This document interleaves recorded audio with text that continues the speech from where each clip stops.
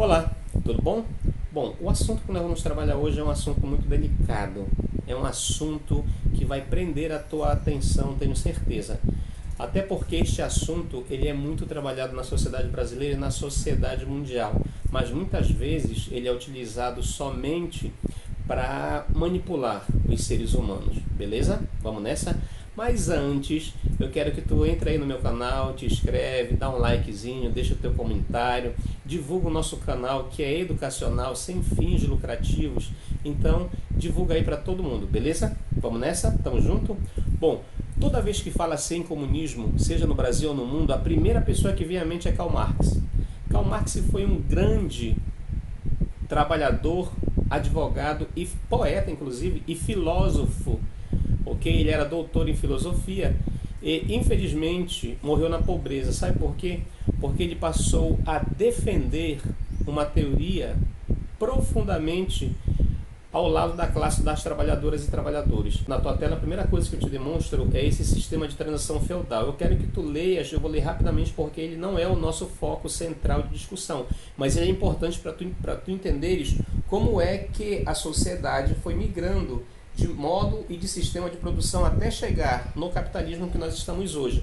Então aí tu pode ver que tem no sistema de transição feudal, você tem os senhores feudais que dominam a sociedade, eles gerenciam a sociedade da forma deles, e eles têm os servos que eles dão as proteções para os servos, e os servos fazem os trabalhos mais pesados e mais brutos na sociedade. Infelizmente, esses servos ficam com o mínimo da produção que eles fazem e os senhores feudais ficam com um grande acúmulo da produção. A produção é centralizada basicamente para o senhor feudal e a mão de obra ela é servil, mão de obra escrava, mas não é mão de obra escrava. No modo de produção, ou melhor dizendo, no sistema feudal, a mão de obra é servil. A propriedade ela pertence ao senhor feudal, ele é dono de uma grande faixa de terra, e para esse feudo tu podes perceber, e é o senhor feudal que passa a acumular muitos bens a partir do meio da expropriação do trabalho servil daquele camponês. O outro modo de produção é o modo de produção que nós conhecemos, é o capitalismo. O capitalismo ele consolidou-se a partir da Revolução Inglesa, que todos vocês conhecem, a Revolução Industrial Inglesa e a Revolução Francesa e Iluminista. Vocês conhecem ambas também, já estudaram isso lá no ensino médio, beleza? Inclusive é nesse período, na consolidação do modo de produção capitalista, que surge uma ciência que vai tentar estudar a sociedade como um todo, que é a sociologia. Mas isso é uma outra história. Se tu olhares bem para essa figura aí, agora nós saímos do modo de produção, do sistema feudal de produção, e já estamos no modo de produção capitalista. Professor, mas atualmente eu ouço muita gente falar em sistema de mercado de produção, ou vejo falar em mercado capitalista. Nós vamos tratar aqui, por enquanto, como modo de produção. O modo de produção é um sistema amplo, com estrutura e infraestrutura numa determinada parte do globo mundial, beleza? O modo de produção ele precisa atingir a um todo e não somente micropartes. Ele precisa ter os microestados, mas ele precisa atingir o todo. Tanto é que um termo muito utilizado dentro do capitalismo é a globalização.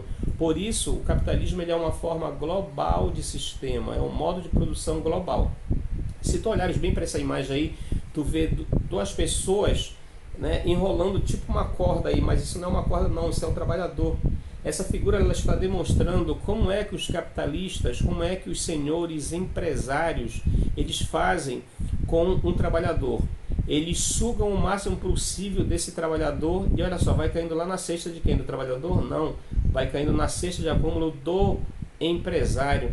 Lá por trás você vê pessoas que estão na miséria, pessoas que estão atrás de empregos, e ali no chão tu já vê gente que já chegou trabalhadores que já chegaram à exaustão, próximo à morte.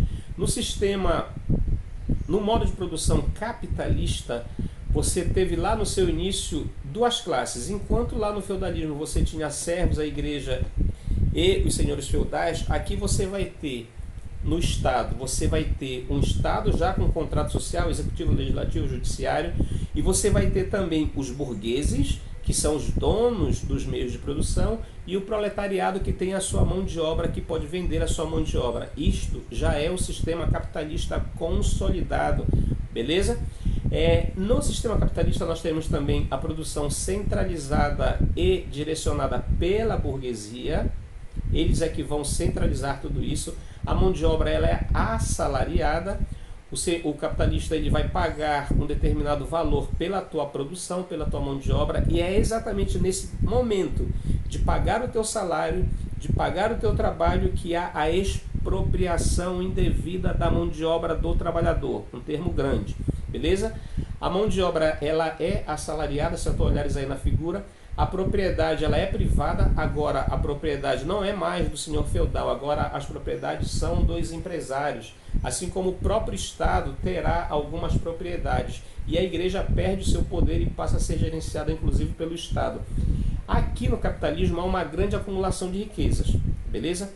Nessa outra figura aí já é sobre o socialismo. O socialismo é como se fosse uma transição, é o socialismo que vai fazer a base para o comunismo, beleza? Então, se nós estamos no capitalismo, para nós chegarmos no comunismo, a gente precisa passar pelo socialismo. Digo isto porque esta era a teoria do Karl Marx, Lenin aprofundou isso e tantos outros teóricos aprofundaram essa discussão interessantíssima. Bom, se tu olhares bem aí nessa figura, no sistema socialista, você tem lá na base, como em todas as bases, assim como lá no capitalismo, o trabalhador está lá na base também da pirâmide, aqui também. No socialismo, olha só, os trabalhadores estão tentando sacudir para quem está lá em cima cair, né? Para eles assumirem o que Lenin chamaria de ditadura do proletariado. Aqui você não vai ter Estado, como nós conhecemos hoje, o Estado contratualista, com o executivo, legislativo, judiciário, o governador lá gerenciando, o presidente gerenciando e assim por diante. Não, você não vai ter esse Estado. Aqui você vai ter a simbologia da ditadura do proletariado, são os trabalhadores que vão estar no poder. A produção, e tu podes olhar bem aí, a produção ela será parcialmente socializada para todos, ok? A produção está tomando conta lá do poder ainda na ditadura do proletariado. Só quem estiver na base ou no topo, no topo que eu digo no sentido da ditadura do proletariado, é que vai poder pensar se é possível ou não acumular algo no socialismo. Mas professores ali me falaram que Cuba é socialista, que a Venezuela é socialista, que a China é comunista. Balela. Balela, vou dizer por que depois. Agora nessa figura aí do comunismo, sabe por que eu digo que é balela? Porque para ser um modo de produção comunista, um modo de produção igual, você tem que abolir o Estado. É por isso que no socialismo você tem a ditadura do proletariado, que eles vão passar um período para poder abolir esse Estado burguês que existe dentro do capitalismo. Então aí você vai ter a abolição do Estado. Executivo, legislativo, judiciário, da forma que nós conhecemos, não mais existirá. Ok? Tudo será feito por forma de corporações. Olha bem nessa imagem que legal. Por forma de corporações, de conselhos, conselhos com representantes locais, ok? Então haverá sim as várias consultas para todos os trabalhadores e eles vão dizer o que precisa melhorar dentro de uma sociedade, da sociedade comunista. A produção na sociedade comunista ela não é centralizada como é lá no capitalismo, ela é igualmente socializada para todos os trabalhadores. Se tu e mais 10 pessoas produziram 1000 quilos, um exemplo, nós vamos aqui tirar algo, uma matemática direta. 10 pessoas produziram 1000 quilos, o empresário vai ficar, aqui não tem empresário, cada um vai ficar com 100 quilos. E todos eles vão contribuir com uma parcela também para a manutenção da qualidade de vida da sociedade, beleza? Não haverá a centralização da produção, beleza? A produção ela vai ser descentralizada. Não há propriedade privada. Aqui tu não és dono de 1 milhão de hectares. É por isso que aqui muitas pessoas dizem assim: mas aqui eles vão tomar a nossa casa. Não vão. Aqui a extinção da propriedade privada é para aquelas terras ociosas, para aquelas empresas que adoram explorar o trabalhador. É isto que diz o comunismo. E se tu veres essa figura linda e maravilhosa aí, que é uma foice, um martelo, uma marreta, como tu quiseres analisar, é uma junção do povo do campo e do povo urbano, da cidade. Por isso ficou esse símbolo, é um símbolo de resistência que acompanha tanto o socialismo quanto o comunismo. Então lembra bem, o comunismo ele é uma sociedade sem classes, é uma sociedade sem Estado, é uma sociedade que produzirá, todos trabalharão, mas a produção será dividida para todos e por todos. Aqui no comunismo será abolida a sociedade privada. Eu quero rapidamente falar para ti sobre 5 mitos. E esses mitos, eles são muito presentes na cabeça de gerações. A minha mãe, os meus avós falavam muito sobre isso. Eles tinham medo do comunismo. Achavam que o comunismo realmente iria para acabar com velhinhos, para acabar com crianças, para acabar com... Nada disso, pessoal. Isso é mito. Isso não é verdade. Isso são pessoas que criam para tentar driblar a tua inteligência. Mas depois desta aula, tu não mais será driblado. Tu vais dizer para esse povo que agora tu estás muito bem preparado para responder qualquer coisa sobre o comunismo. Primeiro mito: vão tomar as propriedades do povo. Eu tenho uma casa, eu vou ter que dividir a minha casa. Mentira, balela, mito. O que vai ser dividido são aquelas propriedades que têm 1 milhão de hectares e elas ficam lá ociosas enquanto você tem trabalhador, trabalhadora sem teto, sem casa, beleza? Então aí sim, no comunismo você vai ter que dividir esta propriedade que está lá ociosa para ninguém, beleza? Enquanto a sociedade vai ter aí 1 milhão de sem tetos. Então isso é mito. A verdade é, esses terrenos eles serão expropriados e serão divididos para quem não tem. Ah, mas cada um vai ficar com 1 hectare. Não, tem tanta terra nesse Brasil e no mundo que não é preciso ninguém ficar sem casa, beleza? O outro mito muito forte: vão acabar com a religião, vão acabar com tudo isso porque eles são ateus, porque eles não são cristãos. Balela, mito. O Karl Marx ele diz: religião é o ópio do homem. Mas por que ele diz isso? Porque infelizmente tem muita gente que vai para dentro de uma determinada religião só para ganhar dinheiro daquelas pessoas que têm fé. Então ela passa a ser o ópio porque tem pessoas que abusam da fé do cidadão ou da cidadã.